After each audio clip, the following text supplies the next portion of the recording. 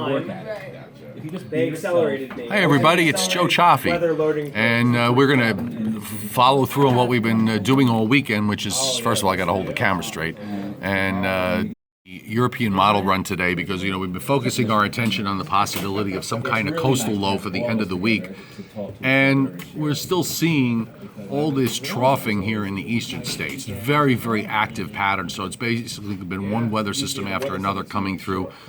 Each one doesn't produce a whole lot of rain, but cumulatively, we should do okay, at least start to eat into some of this drought or dry conditions that we're in. But you can see what happens with this upper low, this particular disturbance, as it dives southeastward and cuts off. Whenever we see a closed low like this, we usually refer to that as a cutoff low. And it cuts off in the southeastern states and then makes its way off the Virginia coast by Friday and then lifts slowly northeastward. What's going to prevent this from being a major storm, which is what the European was doing a few days ago, is if you see up here in north central Canada, there's another vortex, and it comes down at the same time that all of this is cutting off, so it kind of squashes to some degree the energy that's along the east coast. If it wasn't for that, this thing would be a standalone entity and would lift up, and you would have an intensifying coastal low that would just sit around here for a few days and cause major problems, especially because we have that new moon coming. But right now, the thinking is that we're going to get a low that's going to develop here offshore and move northward along the coast. There might be some coastal flooding issues Friday because of the new moon. And then after that, hopefully some improvement over the weekend. Although this vortex strengthens, it'll probably bring a cold front through here at some point over the weekend. But in terms of the onshore flow, it'll put an end to that, at least for a while. And the pattern still looks somewhat blocky as we go to the longer range. I'm going to just jump over to the GFS model, and you can kind of see it does the same thing. I'll back it up, and you can see how that trough, that upper low, just dives from the Great Lakes toward the Carolinas, and then rotates around a little bit.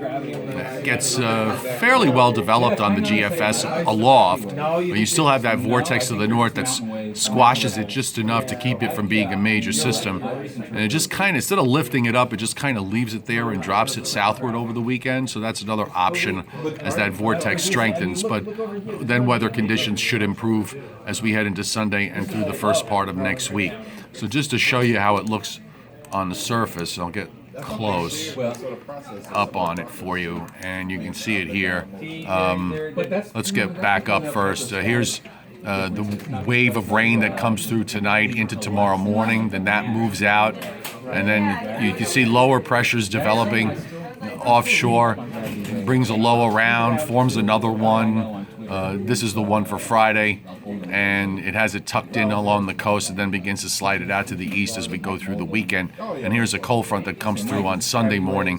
Has a few showers with it. I don't know how real that is. And then it turns cooler and drier Sunday afternoon into Monday. So we seem to be on course with all this.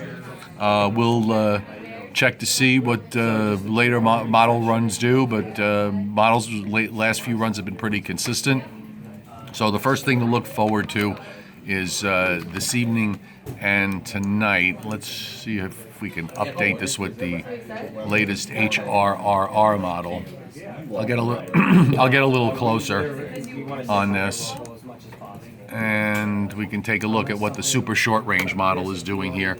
So we go through this evening. Now, there was a threat for severe weather for southernmost New Jersey and southern Pennsylvania. That really doesn't look to be coming to anything spectacular at all. And there's that second wave that starts to move up during the overnight, and we get into some good downpours, maybe a couple of thunderstorms with that possible around midnight or so, moving into South Jersey. So perhaps at that point when you might see some potential for some severe weather during the late night. And we only go out to 1 a.m. and the rain now covers Long Island, the Hudson Valley, and all of New Jersey. So this could be a pretty good, decent shot of rain that comes through during the overnight. So that's the latest as far as the short range and the long range are concerned. So keep it tuned right here. And of course, tune in to FiOS 1 News Long Island, FiOS 1 News New Jersey, or FiOS 1 News Hudson Valley for the latest developments on the weather.